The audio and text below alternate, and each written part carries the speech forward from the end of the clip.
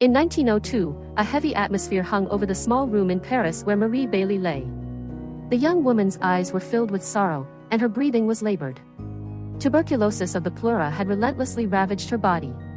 The doctors, after repeatedly shaking their heads in helplessness, had concluded that Marie had only a few short days left to live. "Prepare yourselves," one doctor told her family in a somber tone. But Marie's family refused to give up. Holding on to a hope that transcended medicine, they decided to embark on one final journey. They took Marie to Lourdes, the small town at the foot of the Pyrenees, where more than 40 years earlier, the Blessed Mother had appeared and caused a sacred spring to flow.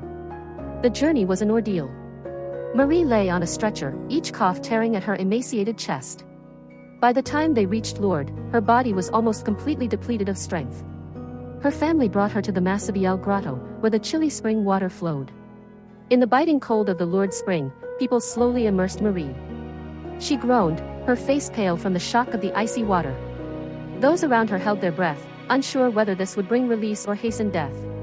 A few minutes later, as Marie was lifted from the water, a miracle occurred. Her sorrowful eyes opened wide, but not from pain. She moved slightly, and then, with an action she had been unable to perform for months, Marie sat up on her own. She took a deep breath, and the air filled her lungs completely, without wheezing, without a violent cough.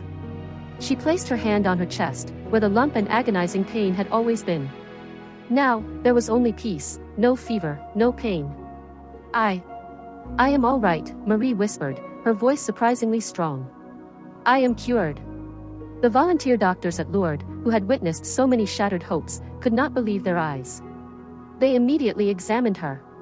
To their astonishment, every symptom of severe pleural tuberculosis had completely vanished. Tests showed that she was in perfect health. A detailed medical report was drawn up on the spot.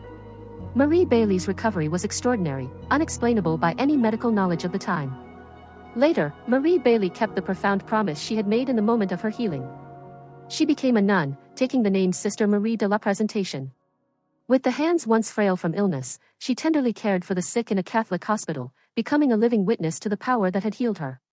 In 1908, the Vatican officially recognized the miracle of Marie Bailey, making her story one of the first cases confirmed by the Church, illuminating faith in a power that surpasses all human limits in the legendary land of Lourdes.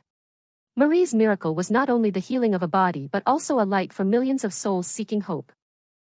If you enjoyed this video, you can support my work by getting one of my digital products or leaving a tip on Buy Me a Coffee. Your support truly means a lot, thank you.